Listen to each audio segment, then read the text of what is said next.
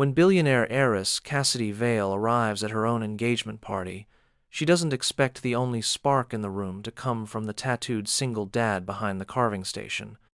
But one stolen moment in the kitchen ignites a passion neither of them can ignore, and by midnight she's no longer wearing her ring. If you love forbidden attraction, scandalous choices, and heart-throbbing twists, don't forget to like and subscribe for more wild romance stories like this one. The champagne flute in Cassidy Vale's hand trembled, though no one would dare call her nervous. Not the photographers capturing her best angles, not the society mothers admiring the hand-stitched beading on her silver column dress, not the trio of junior VCs trying to secure a moment of her fiancé's attention.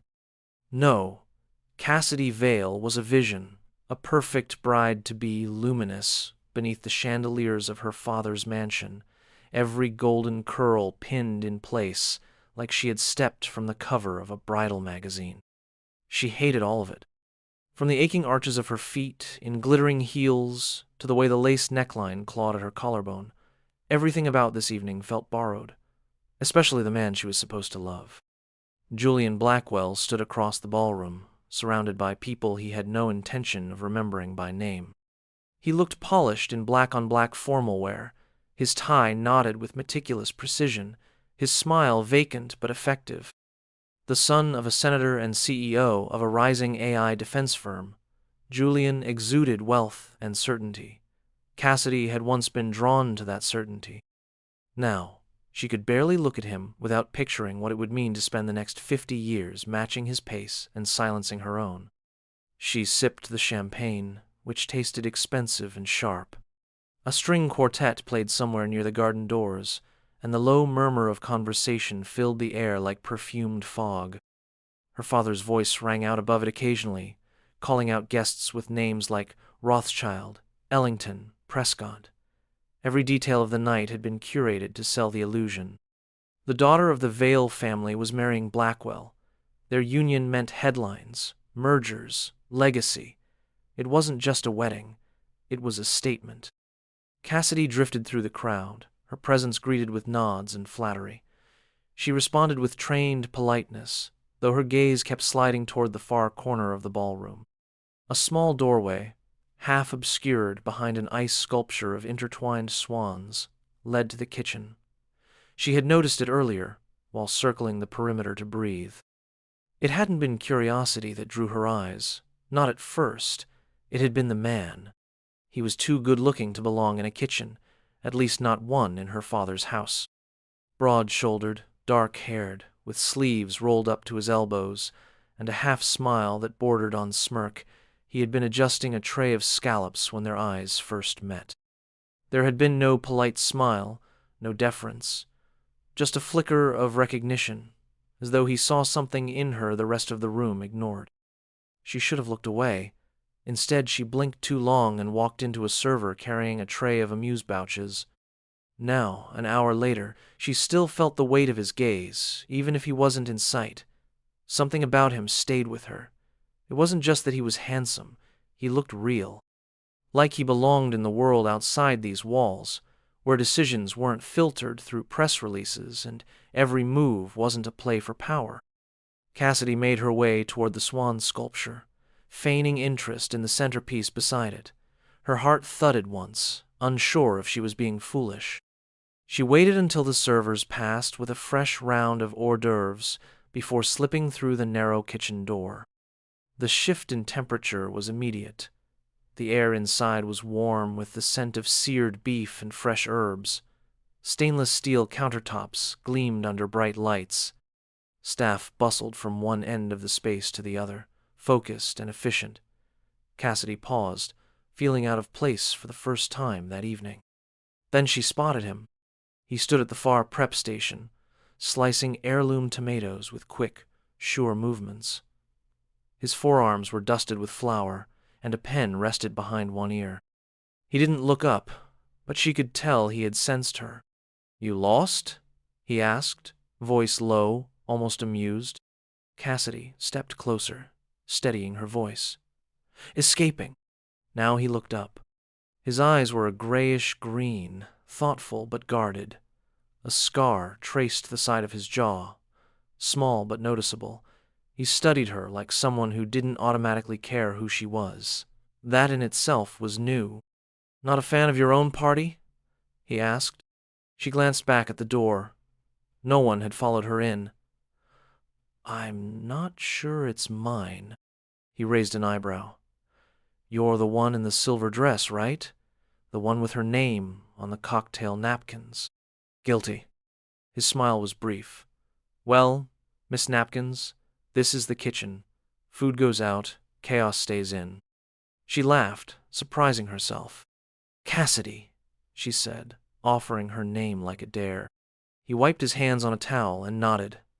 "Liam." There was something grounding about the way he said it. Simple, unbothered, like he had nothing to prove. She watched him return to his station, his movements precise but unhurried. "You're the chef?" "Private, yeah. Just for tonight." Cassidy leaned against the counter, ignoring the curious looks from a sous chef across the room. "And what do you think of this spectacle?" He looked at her, then down at the tomatoes. "Too many flowers, too little flavor," she snorted. "That's what I said about the shrimp skewers." He grinned at that, full and unexpected. Cassidy felt a shift in her chest, subtle but sudden. She didn't know this man, but standing here, surrounded by steam and spices and no expectations, she felt more herself than she had all week. "Shouldn't you be out there with the future husband?" Liam asked, voice gentler now. She considered lying, then shook her head. "I needed a minute." Liam reached for a sprig of basil, tore it, and held it out to her. She took it. The scent was bright, clean, like summer gardens and things that made sense. He said nothing else. Neither did she. The silence stretched, not awkward but full. A server entered, gave Liam a quick update, then left again. Cassidy lingered, her pulse calming. Her heels didn't hurt in here. Her dress didn't feel as tight. "Do you cook everything yourself?" she asked, watching him assemble a tiny tower of eggplant and goat cheese. "Most of it. I have a team.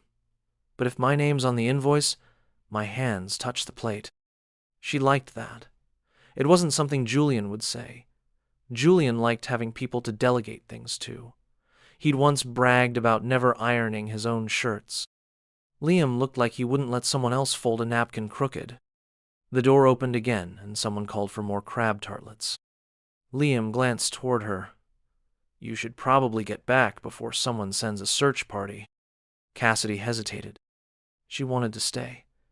Just another few minutes. Maybe ask him what he'd cook if he wasn't under orders. Maybe ask why he looked at her like she was still deciding who she wanted to be.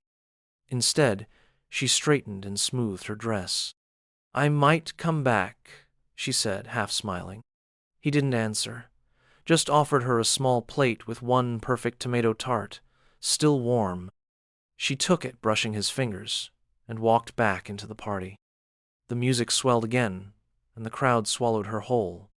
But the taste of basil lingered, and so did he. Cassidy waited until the pianist took a break, and the crowd around the champagne fountain had thinned before slipping out again. The hallway behind the ballroom was quiet, lined with paintings she'd passed 1,000 times but never looked at. Her heels tapped against the marble floor like small betrayals, each step echoing through her father's house. She hesitated at the kitchen door, unsure if she was being bold or foolish. Her hand hovered over the handle. The pull in her chest answered for her. The kitchen was quieter than before, the dinner rush ebbing into dessert. A few servers moved briskly, prepping coffee trays and late-night snacks. She caught a glimpse of one smoothing his apron before disappearing through the service corridor. The air smelled richer now, like roasted vanilla and warm sugar. Cassidy stepped inside, the noise of the party muffled as the door swung shut behind her. He was at the far counter again, sleeves pushed back, leaning over a row of plated mini cheesecakes. Liam.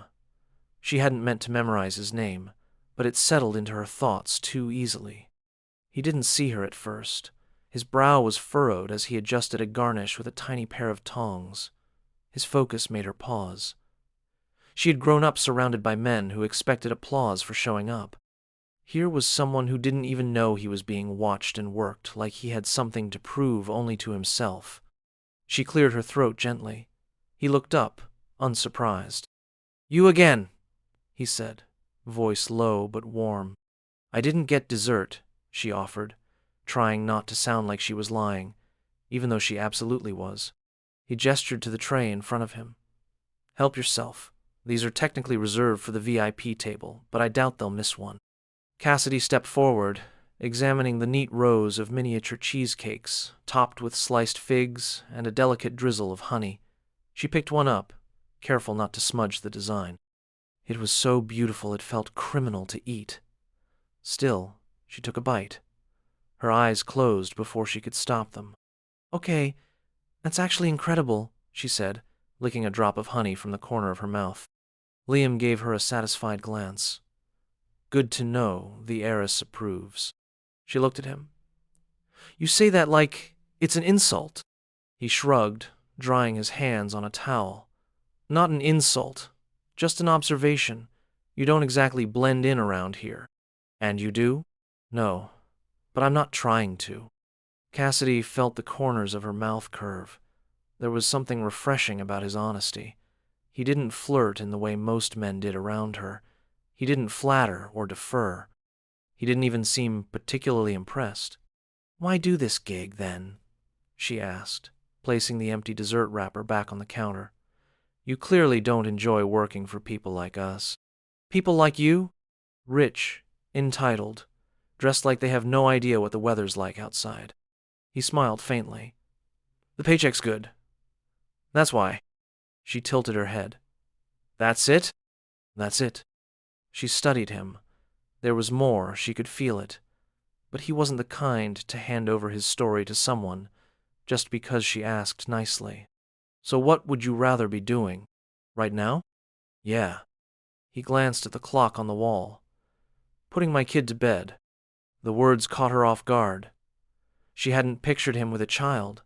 She didn't know what she'd pictured, actually, but it hadn't involved bedtime stories and nightlights. "You have a kid?" she asked softly. "A daughter, Maya. She's 5. Cassidy nodded, something tender blooming in her chest. "She likes you," he added. She blinked. "She doesn't even know me. She saw a picture of you in a magazine once, thought you looked like a fairy." Cassidy felt a strange ache settle under her ribs. No one had called her magical in a long time, not since her mother died. Everyone else just called her strategic. "She sounds sweet." "She is," Liam said, and the way he smiled then was different, less guarded, open in a way that made Cassidy want to ask him things she had no right to ask. "What about her mom?" The question slipped out before she could stop it. Liam's expression didn't change, but the air between them did. "Gone," he said, not cruelly, just flat. Cassidy nodded. "I'm sorry." He didn't offer more, and she didn't press. For a moment, the kitchen faded. There was only the hum of the refrigerator and the scent of burnt caramel cooling in a nearby pan. Cassidy looked at Liam again and saw the outline of a life that had been stitched back together from something broken. He didn't wear it like a badge, but it was there, in the way he moved, in the way he looked at her without needing anything from her. "You seem like a good dad," she said. He looked surprised, then shrugged again. "I try." Cassidy leaned her hip against the counter, the silk of her dress catching against the cool metal. "What's it like?" she asked. "What?" "Being a parent." He considered the question. "Like trying to build a house with one hand tied behind your back and a kid climbing on your shoulders while asking you questions every 5 seconds. She laughed. "But then she falls asleep on your chest," he continued, quieter now, "and it's like the world gets quiet for the first time in days." Cassidy didn't know what to say. She just stood there, holding her breath a little, wondering why this moment felt so much more real than the dozens of rehearsed vows she'd practiced with Julian. The kitchen door swung open, and a young server poked her head in. "Chef, they're asking about the espresso cart." Liam nodded. "I'll be there in a sec." The door swung shut again. Cassidy knew she should leave. This wasn't her world, and he had things to do, but she couldn't seem to make her feet move. "Don't let me keep you," she said too late. "You're not," he replied, eyes on her now. She felt it then, that shift, that pull, the flicker of something undeniable that had been growing since their first glance. She reached out, not thinking, just brushing her fingers against the back of his hand. He didn't pull away. Her heart thudded, wild and uncertain. Their faces were close now, too close for what this was supposed to be. Her eyes fell to his mouth, and she saw him do the same.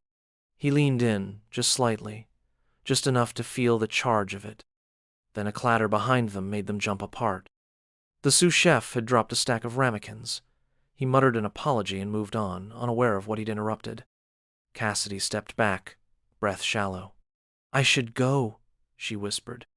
Liam said nothing. She reached for the door, her hand trembling. And then she was gone, back into the sound and spectacle, where nothing tasted like fig and honey, and no one looked at her like she could still change everything. The apartment was quiet, except for the rhythmic hum of the radiator and the soft rustle of sheets from the room down the hall. Liam unlocked the front door and stepped inside, balancing 2 empty hotel pans and a worn-out satchel. The hallway light flickered as it always did, and the air held the lingering warmth of the day's last meal, faintly laced with cinnamon and soap. He closed the door gently, out of habit, even though he was almost sure she would still be awake. He set the pans in the kitchen sink, careful not to make a sound. The silence here was nothing like the kitchen he had just left. It was deeper, softer, sacred in its own way.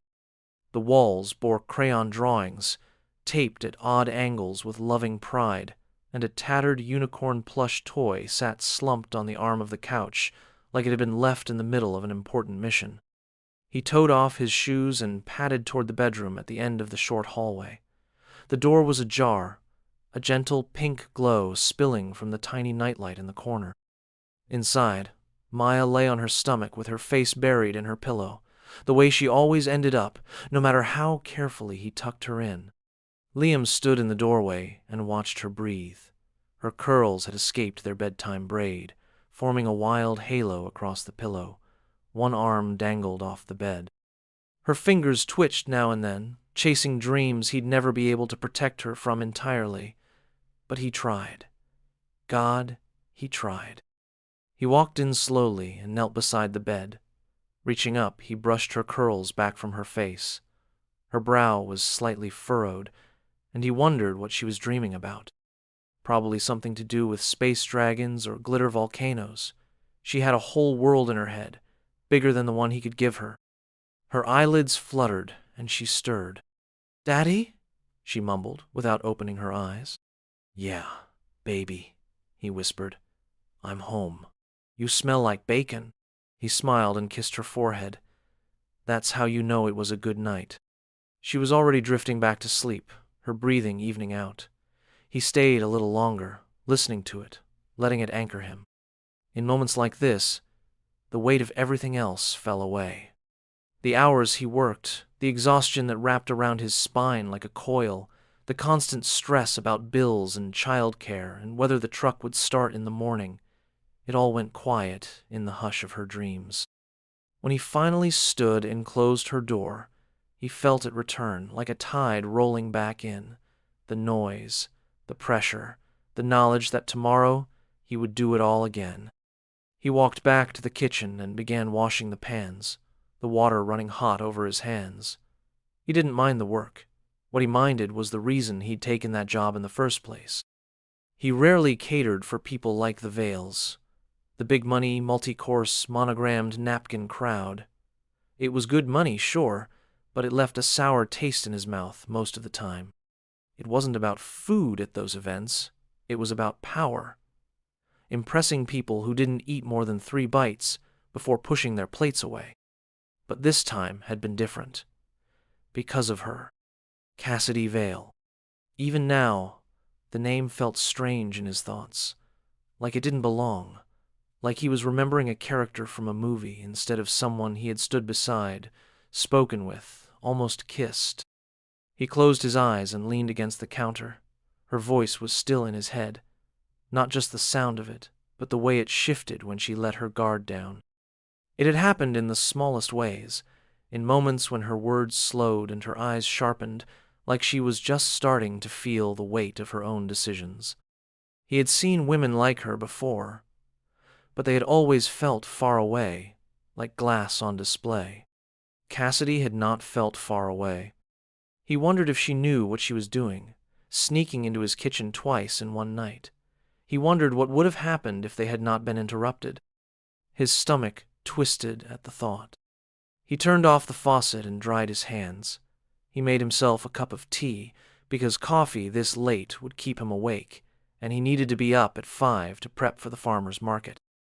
The couch creaked as he sank into it, and he stared at the opposite wall, where Maya's latest art masterpiece had been pinned with a magnet. It was a mess of blue and yellow and pink, but she had explained every shape to him like it was sacred. A house with a red door, a girl with golden hair, a man with dark brown eyes, and something she had called a chef hat crown. When he had asked her what it meant, she had grinned and said, "It's what kings wear when they cook." He had laughed then, but now the memory hit different. He had promised himself a long time ago that he wouldn't let anything distract him from taking care of her. His job was to build a life for Maya, one that was steady and safe, even if it wasn't glamorous. There was no room in that equation for a woman like Cassidy Vale, and yet there she was in his mind, brushing her fingers against his, tasting his dessert like it meant something. He leaned his head back and stared at the ceiling. It wasn't just that she was beautiful. She was. God, she was. But it was the way she looked when she thought no one was watching. That moment when she took off the perfect bride mask and just existed. The way she leaned into laughter like she didn't get to do it often. The flicker of conflict in her eyes when she spoke about her party like it belonged to someone else. Liam had seen a woman fighting for air in a world that never let her breathe too deeply. He had wanted to kiss her. He still did. But he couldn't. He finished his tea and set the mug in the sink. The city was quiet outside, distant sirens and the low hum of passing cars, a constant reminder that life kept moving whether he was ready or not. He went back to Maya's room and peeked in one last time before turning off the hall light. Then he walked to his room, pulled off his shirt, and lay on his bed in the dark. Sleep didn't come easy, and when it finally did, it was restless. Somewhere in the middle of it, he dreamed of silver dresses and hands covered in flour, of basil and honey and a pair of green eyes asking him questions he wasn't sure he should answer. Cassidy stood across the street from the food truck, sunglasses low on her nose, heart doing that annoying stutter thing it had started ever since she met him. The air smelled like caramelized onions and garlic butter, the kind of scent that clung to clothes and made you hungry even if you'd just eaten. It was early afternoon, and the small park on the edge of downtown was scattered with people in yoga gear and linen shirts, some lounging with dogs, others standing in line with paper menus in hand. She hadn't planned this. Not really. She told herself it was a coincidence when she scrolled through Liam's catering site again that morning. She told herself it was just harmless curiosity when she tapped the social media tag and saw that his food truck, Heart, Soul, would be parked near the arts district for lunch service. She even told herself she just needed fresh air after another suffocating brunch with Julian's mother, who had launched into a 10-minute critique of Cassidy's quiet laugh and how it might sound on television interviews. But here she was, lipstick carefully applied, hair tousled in a way that took 3 different sprays and a text to her stylist, wearing a white linen dress that looked like summer and freedom, and definitely not coincidence. She took a breath and crossed the street. Liam was inside the truck, bent over the flat top, wrist flicking expertly as he moved pieces of chicken in a cast-iron pan. His black t-shirt was slightly faded at the collar and clung to his back as he leaned forward. The window of the truck framed him like a picture, the steam rising around him, catching the light. Cassidy joined the line, which moved slowly, She told herself not to look at him too directly, not to act like she was waiting for something more than a sandwich. But the truth was, she was already waiting. That was the problem. When she reached the front, he turned and paused. Their eyes met, and in that exact instant, she felt the entire rhythm of the afternoon change, like someone had nudged the world just a little to the left. His face didn't give much away, but there was recognition there. And something else. Something that unsettled her in the best possible way. "Didn't take you for a food truck kind of girl," he said, setting a pan aside. "I'm full of surprises," she replied, not missing a beat. "You stalking me? Would you prefer I lied?" His mouth twitched, just a little. "I guess that depends on the lie." The man working the register, a teenager with shaggy hair and a nose ring, glanced between them and smirked. "You two want a minute?" Liam shook his head, reaching for a paper menu. "What are you in the mood for?" She tilted her head. "Whatever you think I should try. You trust me that much already? I let you feed me at my own party. That's practically sacred." He didn't laugh, but his eyes warmed. "Grilled lemon chicken sandwich," he said after a beat, "with herb and aioli and a side of sweet potato fries." Sold.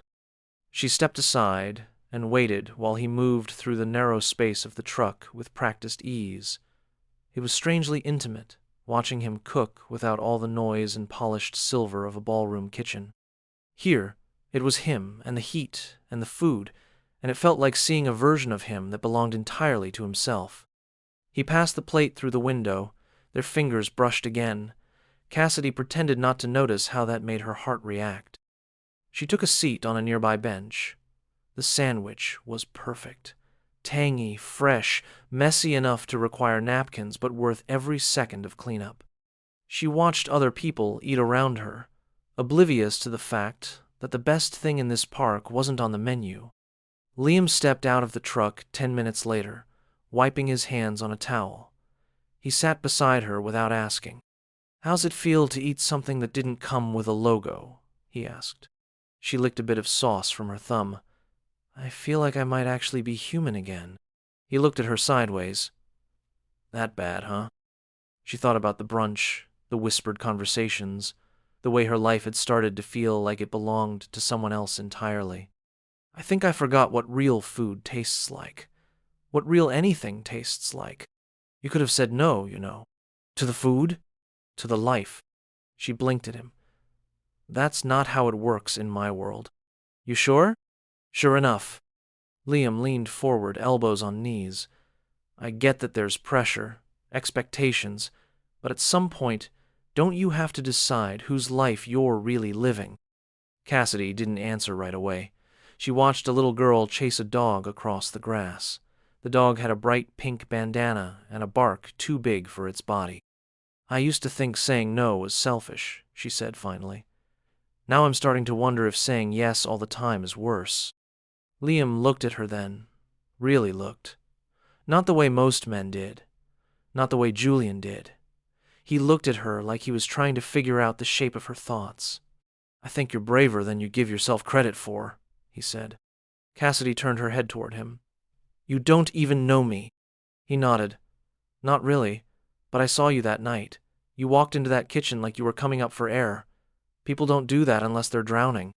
She felt a lump rise in her throat, sudden and sharp. She swallowed it down with the last of her lemonade. "I'm supposed to go to Napa next weekend," she said. "Wedding wine tasting, private vineyard tour.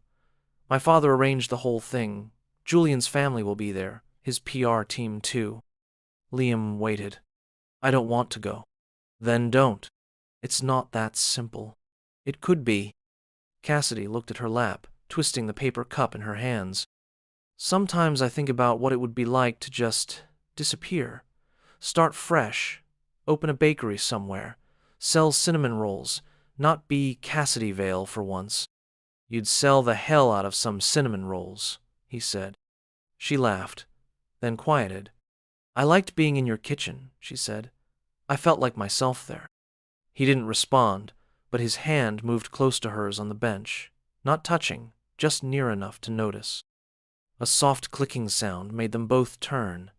A man with a camera phone stood by the fountain, pretending to film his dog, but clearly angling toward them. Liam saw it first. Cassidy stood, brushing crumbs from her dress. "I should go. You okay?" "Yeah," she said too quickly. "This was nice." He nodded, but said nothing else. She walked back toward the street, feeling the camera's eye on her. And still, it wasn't the paparazzi that stayed in her mind. It was Liam's question. Whose life are you really living? She didn't know the answer yet. But for the first time in a long time, she really wanted to find out. Julian Blackwell was not the kind of man who raised his voice. He did not shout, slam doors, or deliver ultimatums with the fire of anger. Instead, he wielded control like a surgeon wielded a scalpel, precise, quiet, and absolutely lethal. Cassidy sat across from him, in the glass-walled lounge of his penthouse, her legs crossed at the ankle, her hands folded neatly in her lap. Outside, the skyline glittered against the early evening haze. Inside, it was cold despite the heat in the air. The phone lay between them on the low marble table, its screen still open to the photo. Cassidy, laughing, a paper tray in her hand, sitting on a public bench beside a man in a black t-shirt. Liam. The angle was sharp, clearly zoomed in, taken with no permission and every intention. She did not try to deny it. What would be the point? "You're smiling," Julian said, his voice almost amused. Cassidy didn't answer. He picked up the phone and studied it, tapping his thumb once against the screen. "And not just smiling, laughing.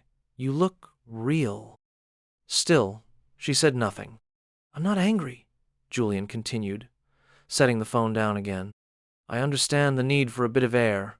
Everyone gets restless before a big commitment. Cold feet, nostalgia, irrational rebellion. It's natural." She looked at him then, unsure if he was talking to her or reciting something he'd read in a crisis management handbook. "You want to tell me who he is?" he asked, gesturing toward the screen. "No." That caught his attention. His gaze flicked toward her, and something sharp passed through his expression. "Cass, I'm not going to tell you who he is." Julian nodded slowly. "So it wasn't nothing." She shifted in her seat, her fingers tightening in her lap. "What do you want me to say?" "I want you to remember what's at stake," he said, his tone never rising. "We are less than 3 months away from the wedding. The guest list is locked. The press has the exclusive. Our families are invested. This is not just a relationship, Cassidy. It is an alignment. An alignment." The word landed like a stone. Cassidy felt the edges of herself draw in, instinctively bracing against the weight of expectation.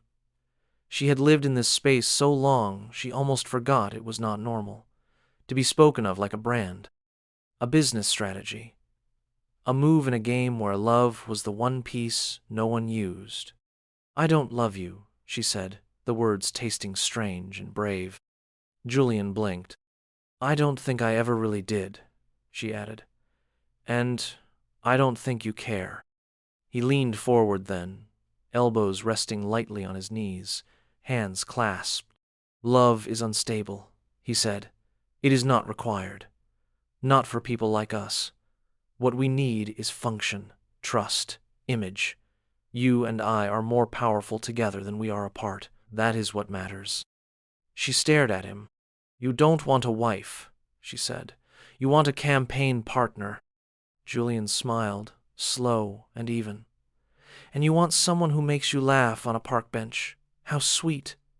But let me ask you this, Cass. When the thrill fades, who pays the mortgage?" Cassidy stood, pushing her chair back without ceremony. The floor-to-ceiling windows behind her reflected their silhouettes, composed and still, hers, starting to tremble. "I'm leaving," she said. Julian looked up at her. "Leaving the conversation, or leaving the engagement?" She hesitated. "Because I'm willing to forget the photo," he continued. "People forgive brief lapses in judgment. What they do not forgive is weakness. If you walk away now, you are not just ending a relationship. You are turning your back on everything we have built. Your father will cut ties. Your friends will distance themselves. The media will have a field day. Your name will not be followed by admiration. It will be followed by mockery. He rose to his feet, adjusting the cuffs of his shirt. You're intelligent, he said, and practical.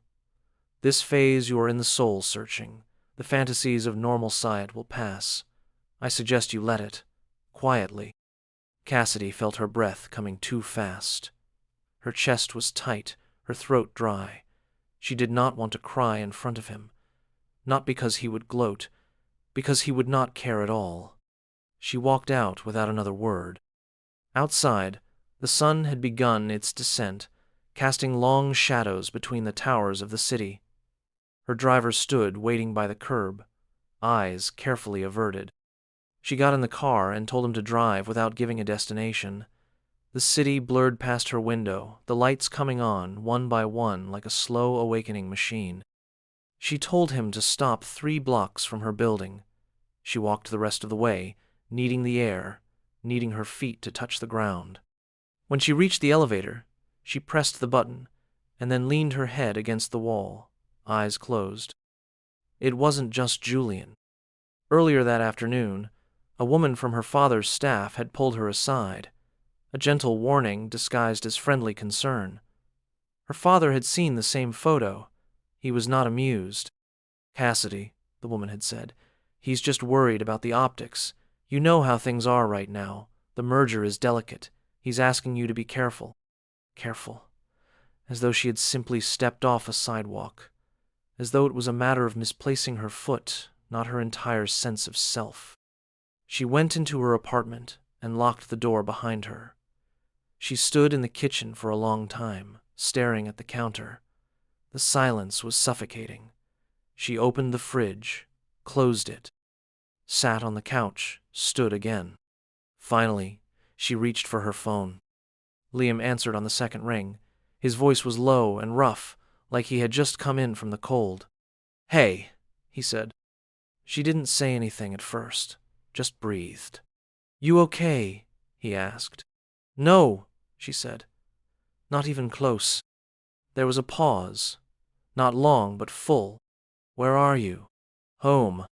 "I'll come to you." "No. I just needed to hear your voice." Liam was quiet for a moment. Then he said, "Tell me what happened." And she did. Not everything. Not yet. But enough. Enough for him to understand what she had risked, what she stood to lose, what kind of cage she had stepped out of, only to realize she had no idea where to go next. When she finished, she waited for him to tell her she had made a mistake, that this was too messy, that he didn't want to be a part of it. Instead, he said, "I'm not going to pretend like I have the answers, but you're not alone in this, not if you don't want to be." She felt the tears come then, fast and hot. "I don't want to be," she whispered. "Then you're not." She stayed on the line with him until her breathing evened out, until her hands stopped shaking. And even after they hung up, the warmth of his voice stayed with her like a blanket pulled up to the chin, like something steady in a world that was finally beginning to crack. The first time Cassidy saw Maya, she was wearing glittery shoes and a crooked ponytail, standing on a chair in Liam's tiny kitchen while he stirred pancake batter. The sunlight was pouring through the narrow window above the sink, catching the dust motes in the air and making everything look a little softer. Liam had invited Cassidy over for breakfast, and she had said yes without even pretending to hesitate. Maya spotted her the moment she walked through the door. "You're the princess," she said, pointing with a wooden spoon. Cassidy smiled. "I'm not sure anyone's ever called me that before." "She's been asking about you for 3 days," Liam said, nudging Maya's foot so she would stop kicking the counter. "Careful, kiddo." "Are you staying for pancakes?" Maya asked. "If I'm invited." Maya gave a solemn nod, then turned back to the bowl like she had a job to do. Cassidy watched the two of them together, the easy rhythm between them. It was like a dance they had been doing since the moment she was born. Liam moved with that quiet attentiveness she had come to recognize in him, always aware, always steady. His hand hovered behind Maya's back as she stirred too hard and splashed a bit of batter onto the counter. Cassidy rolled up her sleeves and joined them. They ate at the small table by the window, the three of them squeezed together with mismatched plates and too much syrup. Maya insisted on sitting beside Cassidy, whispering secrets about her stuffed animals and her favorite kind of jelly. She talked with the confidence of someone who had never been told to speak less, and Cassidy felt something in her loosen because of it. After breakfast, Liam took Maya to school and returned with coffee and paint on his hands from a quick stop at his friend's art studio. Cassidy was still there, curled up on his couch with her shoes off and one of his sweaters draped over her shoulders. He looked at her like he didn't quite believe she was real. "You stayed," he said. "I didn't want to leave." And that became the rhythm of their days. Not every day. She was still being watched, still dodging press calls and carefully worded emails from her father's office. But on the days when she could breathe, she went to Liam. He cooked for her, but not like he did for clients. He made grilled cheese sandwiches with too much butter and pasta, tossed with whatever was in the fridge. She helped with prep, chopping vegetables while he told her stories about his old restaurant job, the one he left after Maya was born. She listened, not because she was trying to be polite, but because she wanted to know every version of him. They walked together in the evenings, sometimes just around the block, sometimes through the park near Maya's school. On weekends, Cassidy brought books for Maya and read aloud while Liam folded laundry nearby, pretending not to eavesdrop, but smiling when she did the voices just right. They didn't talk about the wedding, not at first. It hung between them, unspoken but understood. Liam never asked her to explain herself, never pushed. He only gave her space to feel what she needed to feel. And when she cried, when the guilt and confusion caught up to her in the quiet, he held her without speaking, his hand stroking her hair until her breathing slowed. One night, after Maya was asleep and the dishes were drying in the rack, Cassidy stood in his kitchen barefoot and kissed him like she was asking for permission. Liam didn't hesitate. He pulled her close, his hands firm and careful, his mouth warm and certain.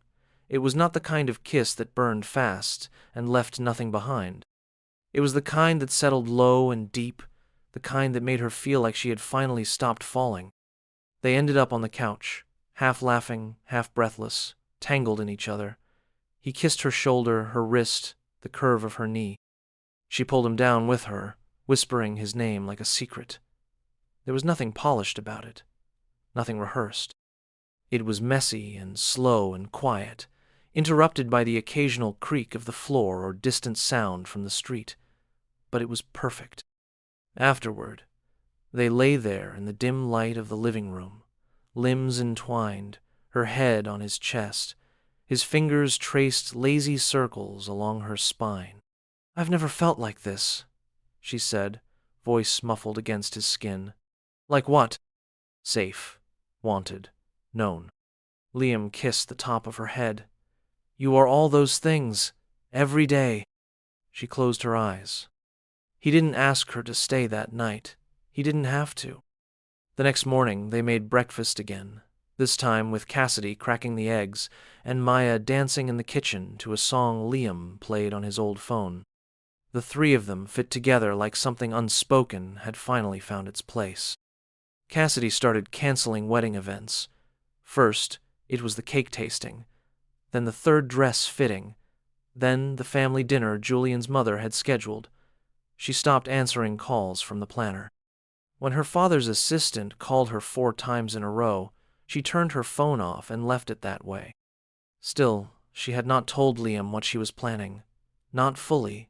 He sensed it, though, the shift, the weight she carried in her silence. One night, as they stood on the small balcony outside his apartment, watching the cars pass below, he asked her the question she had been avoiding. "Are you really ready to burn your world down?" She didn't answer right away. She looked at him, at the lines around his eyes, the scar on his jaw, the way his hand rested lightly on her hip. She thought about Maya's laughter. About the way Liam kissed her like he meant it, every time. "I think my world was already on fire," she said softly. "I just finally stopped pretending I didn't smell the smoke." Liam nodded. "I don't know what happens next," she said. "My family is going to hate me. The media will drag me. I might lose everything I've ever known." "Then let it go," he said. "If it was killing you, it was never yours." She leaned her head against his shoulder, tears stinging the corners of her eyes. "I'm scared," she whispered. "I know," he said, "but you're not alone." In that moment, she believed him. For the first time in her life, she was walking into something with her eyes wide open. She didn't know how it would end. But for once, it would be her choice, her voice, her name said on her own terms. And it began not in a ballroom or under a spotlight, but in the quiet kitchen of a man who cooked with his hands and loved with his whole heart. The knock came while Cassidy was drying her hair. A heavy sound, deliberate, echoing through the foyer like it had been rehearsed. She turned off the dryer and froze, the quiet, after the whir of hot air suddenly thick. No one just showed up anymore, not without calling ahead, not since she had stopped pretending. She pulled on a sweatshirt and walked barefoot to the door. When she opened it, her father stood there. His suit jacket was off, tie loosened, his hair flattened from whatever car or helicopter had brought him here. His face was still sharp with authority, though the lines around his eyes were more pronounced than she remembered. He looked at her like she had become something he did not quite recognize. "Dad," she said, stepping aside. He came in without speaking, his movements precise. She closed the door behind him and waited for him to say something, anything, but he just looked around the apartment with faint disapproval. It was clean, but it was modest. No staff, no security, no curated lighting. Just her, a kitchen with a chipped counter, and a stack of library books on the coffee table. "This is where you've been," he said finally. "Yes." He sat in the armchair, as if by habit, though she had never seen him sit there before. She remained standing, arms crossed, heart quickening by the second. "You canceled the brunch," he said. "Yes." "You skipped the call with the magazine editor. The cover shoot is next week. They wanted to coordinate with Julian's team." "I'm not doing the shoot." He looked up. "Is this some sort of performance, Cassidy?" "No, because it's coming off that way. You're getting headlines for the wrong reasons. The photo in the park was picked up by 3 national outlets. They're calling you impulsive, reckless. Some are speculating he's a paid escort." "He isn't." Her father raised a hand, dismissing her defense. "It doesn't matter what he is. What matters is what this looks like. Your engagement was not just a personal agreement, it was strategic. Carefully built. Years of positioning and trust were behind that announcement. You threw it away." She took a breath, steady and quiet. "I didn't throw anything away. I made a decision." "You embarrassed us." "You mean I embarrassed you?" Her father's jaw tensed. "You could have called me," she said. "I wanted to see for myself," he replied. She studied him, the expensive fabric of his shirt, the gleam of his cufflinks. He had always been larger than life, the voice behind her choices, the man who made things happen. But now, he just looked tired, still powerful, but not invincible. "I'm not going through with the wedding," she said. Silence. "Julian knows," she added. "I told him." Her father stared at her, his mouth pressed into a thin line. "Do you understand what you're doing?" "Yes." "You're giving up everything." "No," she said. "I'm giving up everything you wanted."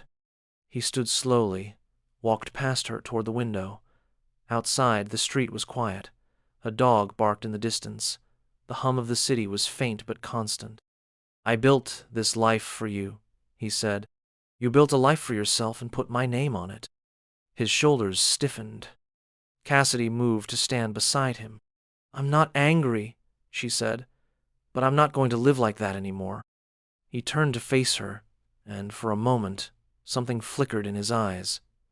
Regret, maybe, or confusion, or the unfamiliar weight of being told no.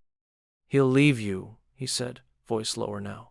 "That man, when the dust settles, when the pressure starts, when he sees what you come from, he won't stay." "He's not staying because of what I come from," she said. "He's staying because of who I am." Her father didn't respond, just looked at her one last time, then walked to the door. She opened it for him, and as he stepped out, he paused. "You don't get to come back from this," he said. Cassidy nodded. "I know." And then he was gone. She stood there for a long time after the door closed, hand resting on the knob. Her whole life had been filled with conditional love. She had never said no to it before. It felt both terrifying and astonishing to finally choose herself. Later that afternoon, Liam stopped by. He had Maya with him, who came running through the door holding a flower she had picked on the walkover. It was slightly crushed, a little dirty and perfect. "For you," Maya said, handing it to Cassidy. Cassidy knelt and took it with a smile. "Thank you, sweetheart." Liam watched from the doorway. He looked like he had been waiting for her to say it. She had not spoken to him since her father's visit. Not really. She had texted to say she was fine. That had been all. Now she stood and faced him. "It's done," she said. He nodded. "Your dad?" "He said I can't come back." Liam stepped inside, closing the door behind him. "Do you want to?" She looked at him for a long moment. "Not even a little." Maya wandered into the living room and began stacking coasters like they were blocks. Cassidy and Liam stood in the hallway, the silence stretching between them. "I'm scared," she said. "I know. I don't know what's going to happen." "Me either." He reached for her hand. "But you're not doing it alone," he said. That night, she stayed at his place. They made dinner together, pasta with too much garlic and bread that burned slightly because they got distracted dancing in the kitchen. Maya fell asleep on the couch with a book in her lap, and Liam carried her to bed while Cassidy cleaned up the plates. She watched him from the doorway of Maya's room, the way he kissed her forehead and pulled the blanket up to her chin. Her heart ached, but in a way that made her feel alive. Later, in the quiet, Liam sat beside her on the edge of the bed. "Do you regret it?" he asked. She shook her head. "Not even a little." He exhaled, slow and quiet. "I keep waiting for the sky to fall," she said, "for the consequences to hit." "They might," he said. She turned to him. "And what then?" He smiled.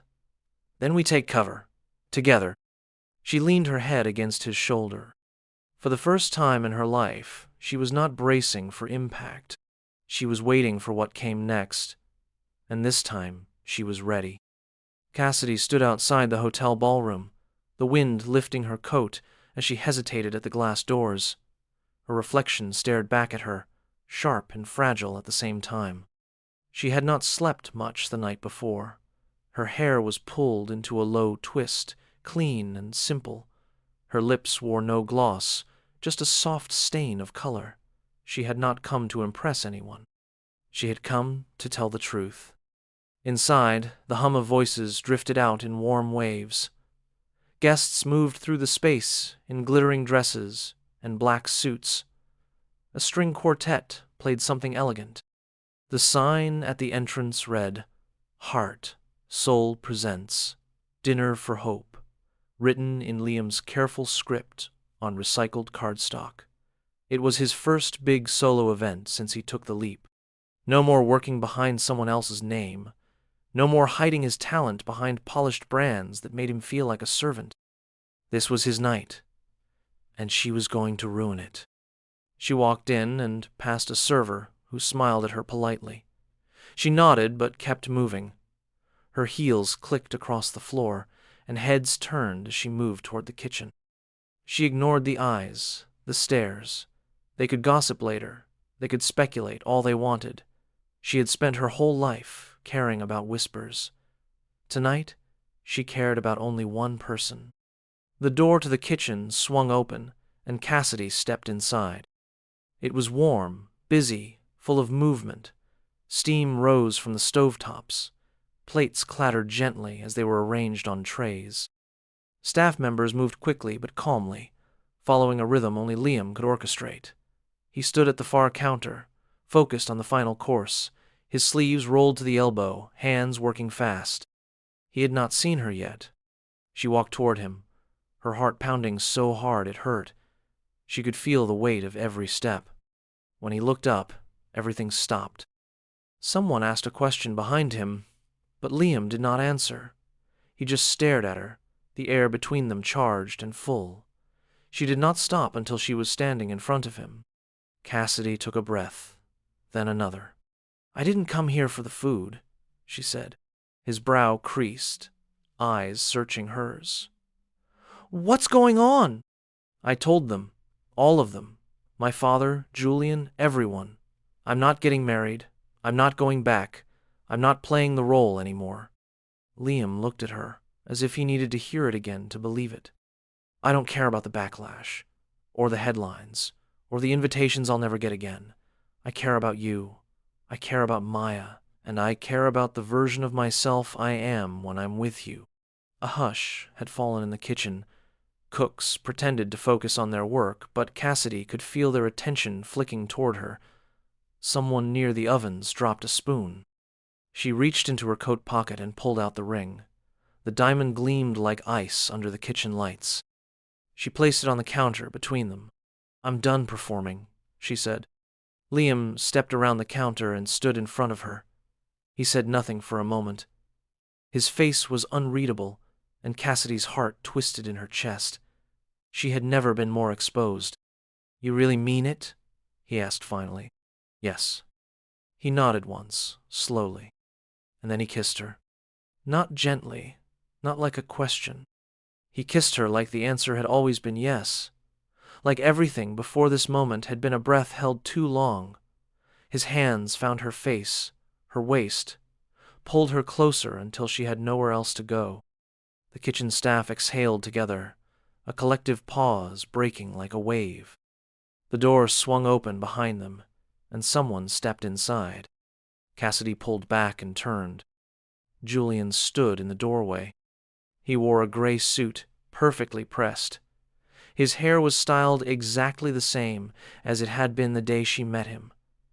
His face was unreadable, calm, but sharp. For a moment no one spoke.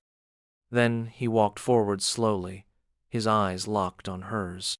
"Well," he said, looking past her to Liam, "this is definitely more dramatic than I expected." Cassidy stepped in front of Liam, heart racing. "Julian," she said, keeping her voice steady. He looked at her, his expression almost bored. "You could have just said no, quietly, in a meeting, with legal representation." "This is my life," she said, "not a merger." Julian glanced at the ring on the counter. He picked it up, turned it in his fingers, then placed it gently in the empty ramekin beside a stack of dessert plates.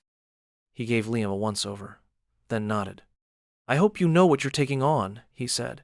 "She comes with a storm." Liam stepped beside Cassidy, not touching her, but close. "I like storms," he said. Julian turned to leave.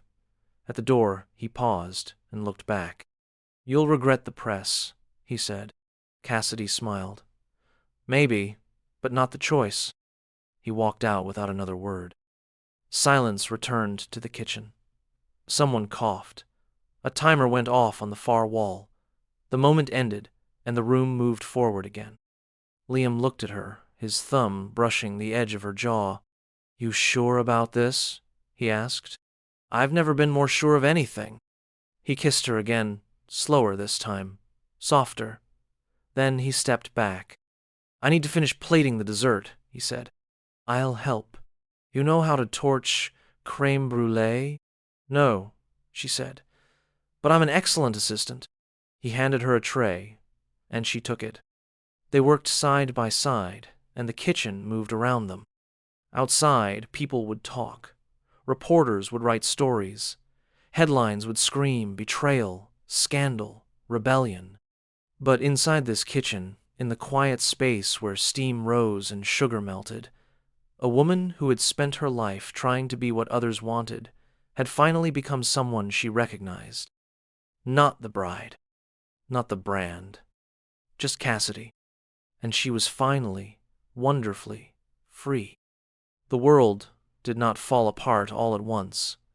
It came undone in layers, some loud and immediate, others slow and cruel in their silence. Cassidy lost the penthouse suite first. Then came the car, reclaimed without warning, as if it had never truly belonged to her. Her name was dropped from 2 charities, invitations stopped arriving, and the wedding registry vanished from every store's search system. She expected those things. What she did not expect was how little she missed them.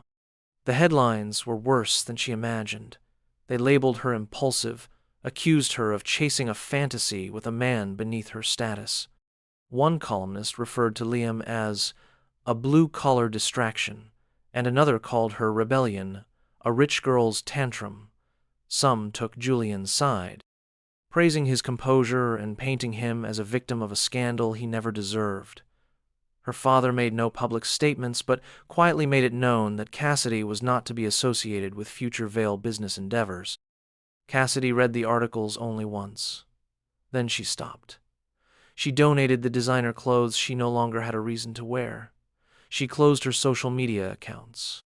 She bought a second-hand bicycle with a creaky chain and learned how to ride it again on quiet streets where no one stopped to take her picture. She found a job at a small cafe 3 blocks from Liam's apartment. It paid enough to cover groceries and let her sleep without guilt. Her first shift left her hands blistered and her feet aching, but the ache felt honest. At night, she walked home smelling like coffee grounds and pastry flour, and for the first time, she understood what it meant to earn the weight of her own name. Liam never treated her like a woman who had given anything up. He treated her like a woman who had chosen. They did not talk about the past often, though it hovered sometimes, lingering like a shadow at the edge of the light they had made together. Maya accepted the change like it was an adventure. She called the cafe Cassidy's Bakery, even though Cassidy reminded her gently that she did not own it. Maya insisted it was hers anyway. She visited every Saturday morning with Liam and sat at the corner table with a blueberry muffin and a stack of crayons. Customers would smile at the sight of her, and Cassidy would always make her a little heart in the foam of her hot chocolate. They made a life. Not the one Cassidy had prepared for, not the one anyone else had scripted, but one she could wake up to with a full breath and a quiet kind of joy. The restaurant came together slowly. Liam found a space on a quiet street with a cracked green awning and a tiny kitchen in need of care. Cassidy helped him paint the walls, patch the floors, and scrub the smell of old grease from the corners. She handled the permits, the marketing, and the paperwork, while Liam tested recipes in the back, bringing her forkfuls of things that made her eyes close and hum with delight. They called it heart, soul, like the truck.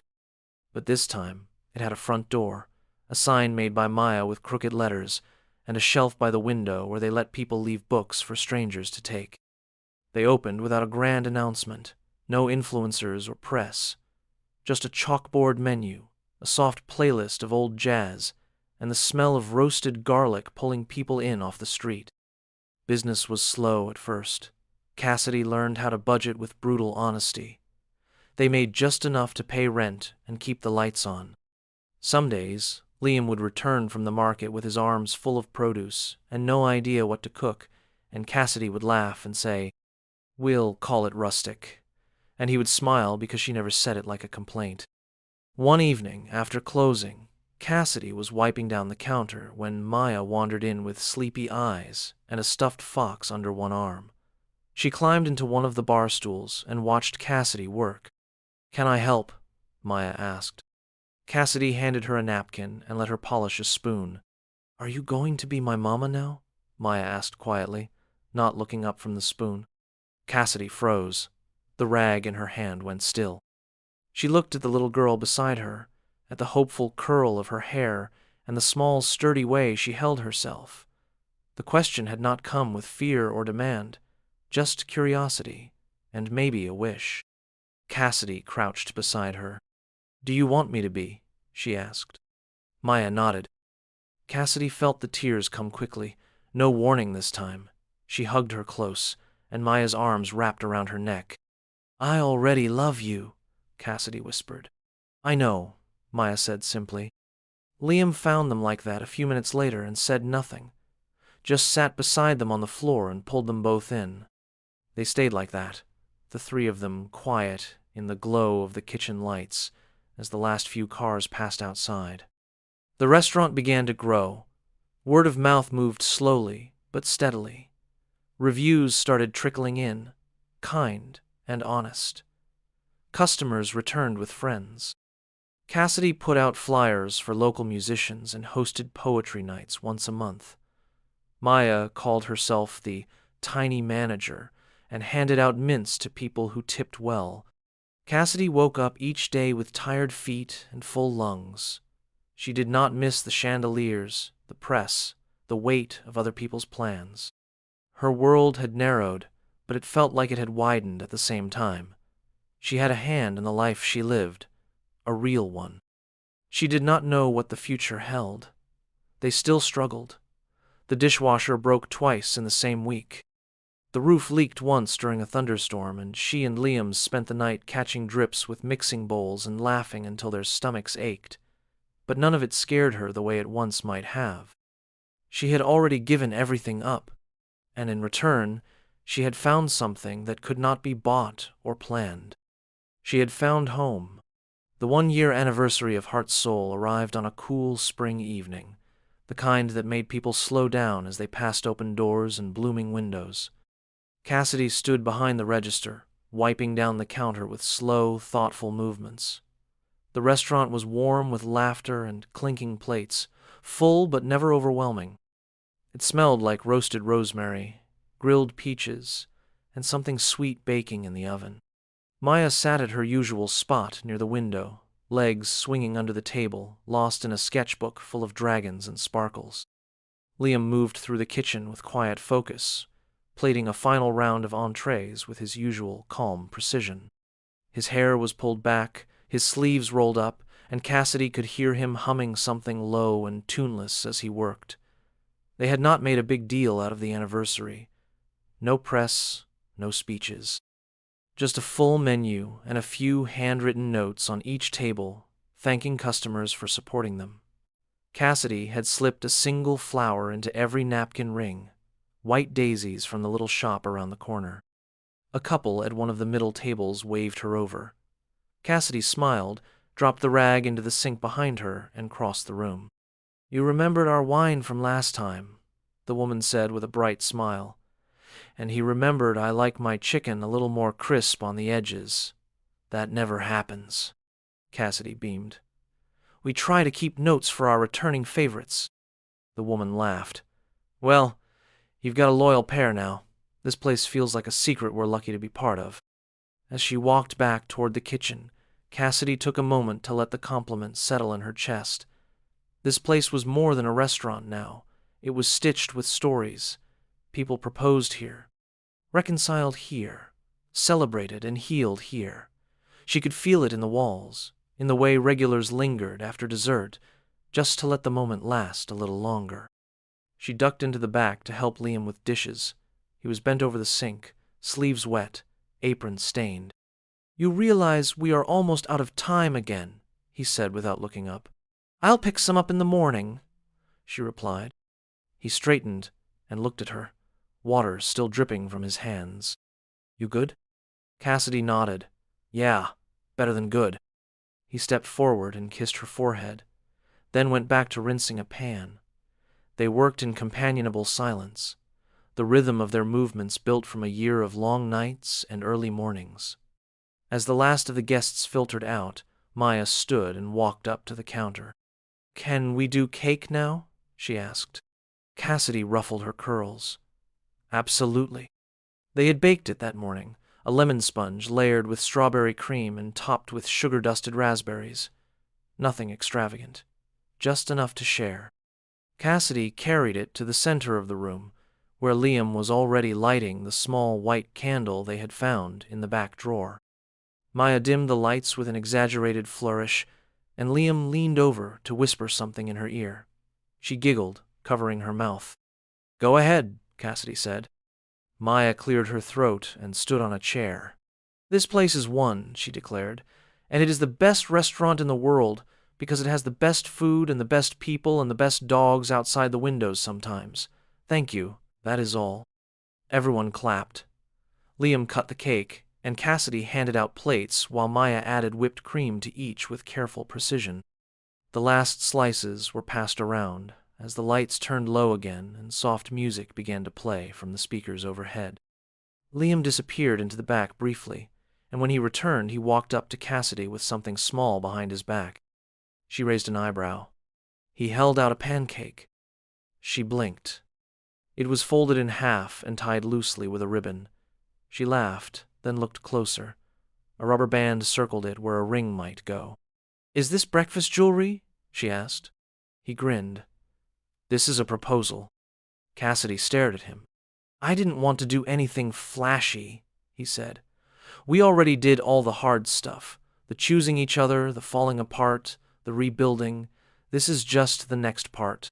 But if you want a diamond or a party or a rooftop, I will do it. I just thought maybe you'd say yes to this first." He held the pancake a little higher, like it meant something sacred. Cassidy felt her eyes sting. She did not need to look around to know that Maya had gone still.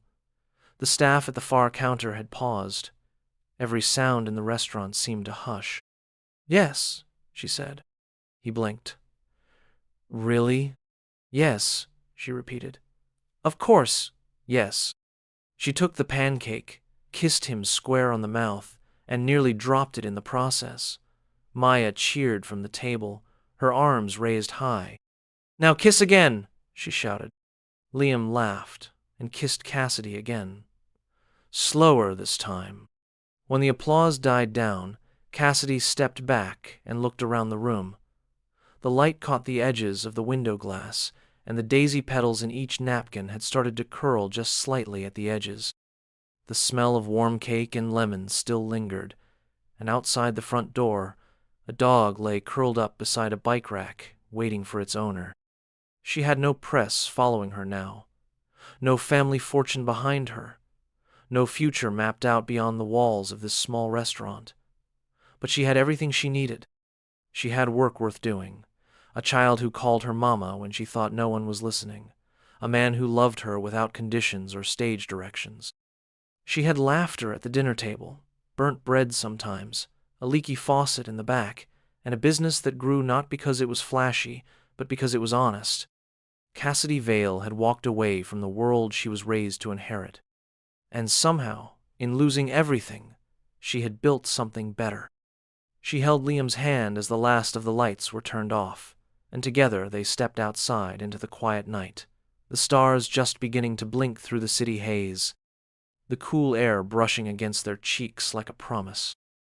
Whatever came next, they would face it the same way they had faced everything else. Side by side, hand in hand, heart and soul.